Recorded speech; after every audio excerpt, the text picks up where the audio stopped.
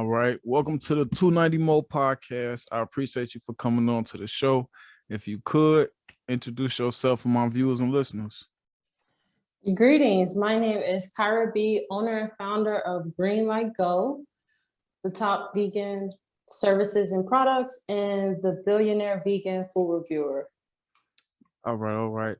So before we get into today's topic, let's just do a little quick update because a few people might know you from a previous interview that I've done on the podcast. So if you could just update the people on what is Green Light Go, the difference between Green Light Kitchen and what is the billionaire the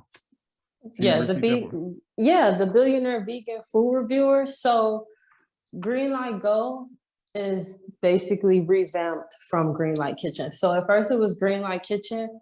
However, we're broadening our products and services. So we've transitioned to Green Light Go. So it's everything under one umbrella. And the billionaire vegan food reviewer, I go around to different vegan restaurants and critique them, on a scale from 1 to 5 stars. And for the people. So Green Light Go specializes in vegan comfort food, the same as Green Light Kitchen. However, as I mentioned, the name is revamped. Okay. And the meaning behind the food review name, is there any significant meaning like that? Are you just reviewing top shelf vegan restaurants, or is that any other meaning behind the name? So the billionaire vegan food reviewer, it's meant to be funny as far as going into vegan restaurants and turning into a $1 billion meal as a concept. So eating this big proportion vegan food meal and then making it into like how you see those fancy plates, they have like this much on the plate for like $100. So it's meant to like mock that. So the billionaire vegan food reviewer is mocking, the $1 million plates. Okay. Dope content. If you could let the viewers and listeners know where they can find this content and your services. Yeah, so greenlightgo.org.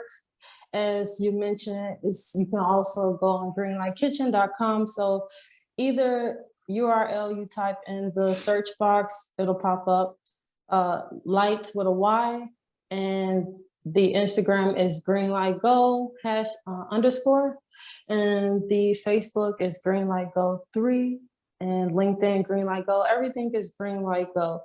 And for the billionaire vegan, the TikTok is the billionaire vegan, and the Instagram is the billionaire vegan, and the Facebook is the billionaire vegan. So lots of reviews coming soon from lots of vegan restaurants all over Illinois and other states as well. So far we've reviewed vegan spots in Nevada. So we're looking forward to traveling and introducing that content as well. Okay. And is the review show something, is that something that we can expect to see Green Light Go on as well, or are you just critiquing your peers? Yeah, so the idea comes from those Food Network channels where, since I do specialize in vegan dishes, who better than to review vegan dishes than someone who specializes in it? And there isn't anyone who reviews vegan food for people who might want to try something new for Meatless Monday. So they can look me up and see, oh, well, she tried here, and look into that and see how good it tastes. Okay. Just a suggestion for your Green Light review, you should give some of your Green Light food to somebody who ain't never had no vegan food, and don't tell them it's vegan food and then put that up for an episode. But that's just an idea. Just give me like 10% of your earnings and we cool. I remember you mentioning that, in our last dynamic, that will definitely be a tab for sure.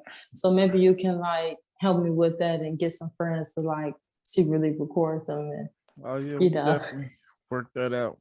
So definitely appreciate you bringing all that to the platform. So with that out the way, we can get right into the topic that we have for you all today. So This is a topic that Kyra B had brought to my attention, and it stuck in my head as soon as as soon as she brought it to my attention, because I was already in the midst of needing to get back into writing mode and looking for topics and looking for ideas. And here comes one bloop right out the sky. And it was so perfect that I was ready to attack it, notes or not. So with that being Yeah. said, I had to reach out to you and get your blessings and get your input on the subject. So with all What you that, seek is seeking you. We're all one, we're huh? all creative. I said, what you seek is seeking you. Yeah. So that's Yeah. all. It was right on time. So with that being said, we're gonna go ahead and do what it came for. So the topic is, what do you wish your parents would have taught you now that you're an adult? So, and like I said, this was something that I think about it pretty much all the time, because now that I have children of my own, it's certain things that I've experienced as an adult that I'm like, I'm gonna have that straight for my kids even being adults. So um if you could share with us, how did this topic, you know what I'm saying, come into your atmosphere? Yeah, I love to mention that. So I was sitting around with a group of friends, and my best friend asked us all. So then we all, built off of it. So I felt like it was dope to share that dynamic with others to see, are we the only ones who were missing something? Mhm. So that's how it came out. Okay. So when you guys were having this discussion, what was the mood of the discussion? Was it like, you know what I'm saying, just assessing life? Were you guys blaming your parents, like they should have done this or they should have done that? Was it more of a, my life would have been better if I would have had this? Like, what was the mood of the conversation? And when you guys started to get into it, what were some of the things that you guys started to come up with? The mood was the mood was it was pretty chill. Like we all were chill. We all were like thrilled and like amped up to like get this off our chest. Like we've been waiting to vent this out. But it wasn't any regret or anything. No one was like, everyone pretty much faced the facts of what was done, and to like apply it now into like adult life.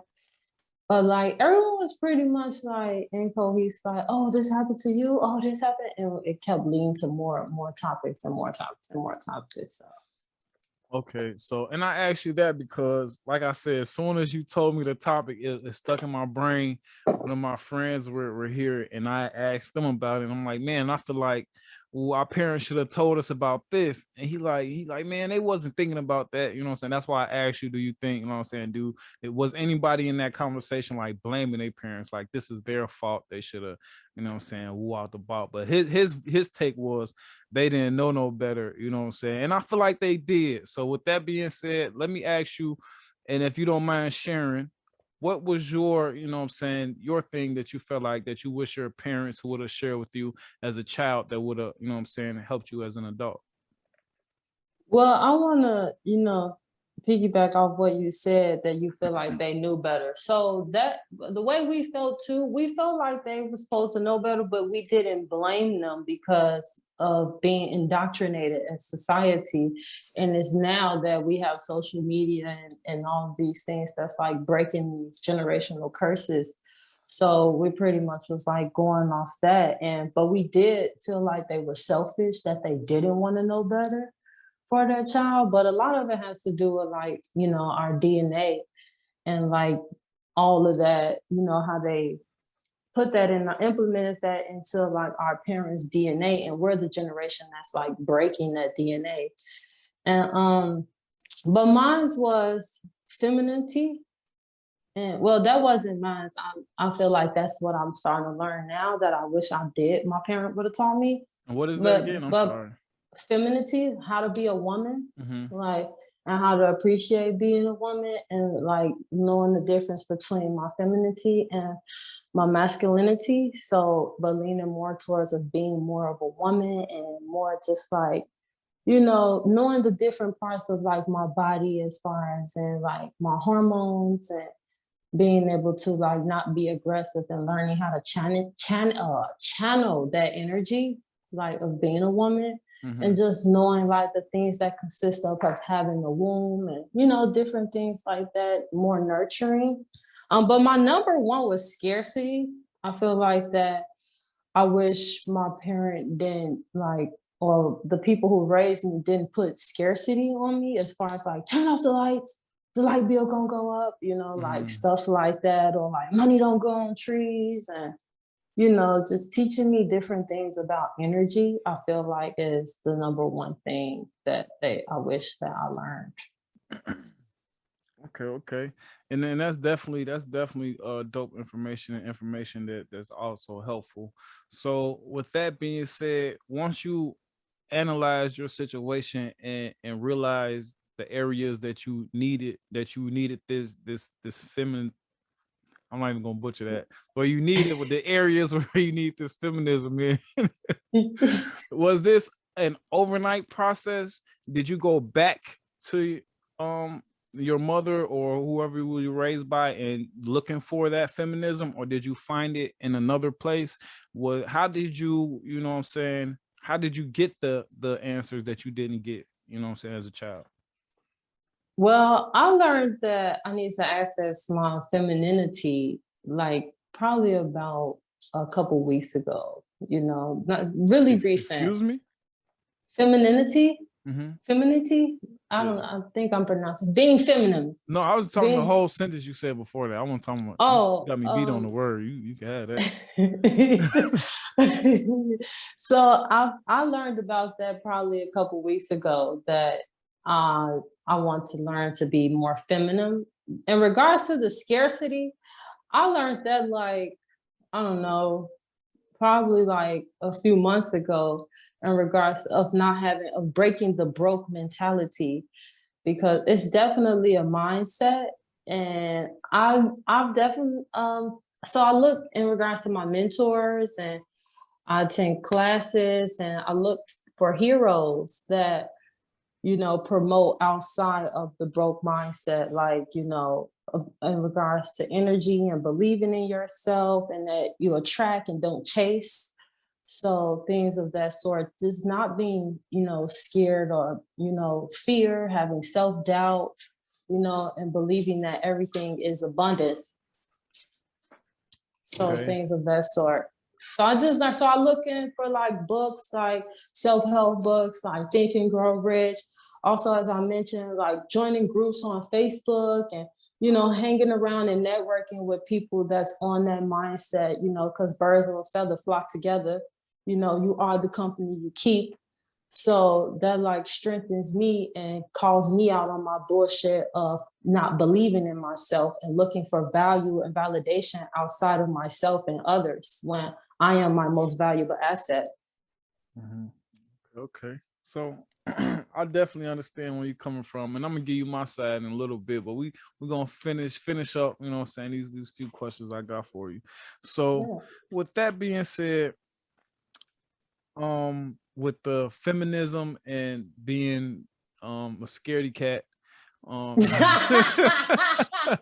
That's good. so were these traits that your parents or your guardians were lacking? And if they were, once you know what I'm saying, start learning tips and reading and getting more information in these areas, did you take that information back to them and try to share it with them? Or do you think they knew the information and just didn't share it, and just didn't know how to teach it to you, and for whatever reason? So ignorance is bliss. So I did try to take that back to my mom, but my mom didn't really raise me, side note. But, you know, I did try to take that back to her, because I see that she does live in scarcity. But I heard a quote the other day that, you know, you can't ask broke parents for advice. And that's not to be mean, you know, it's a mindset. You can't ask broke parents for money advice. You can't ask broke parents for money advice, you know, because they're still in the mindset. No broke people. Well, that was the quote. That was the quote. Don't ask broke people for money advice. Okay. So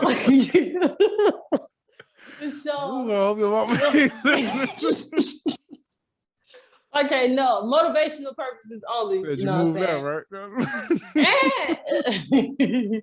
And so, in that regard, oh, they for the kick me out. Okay.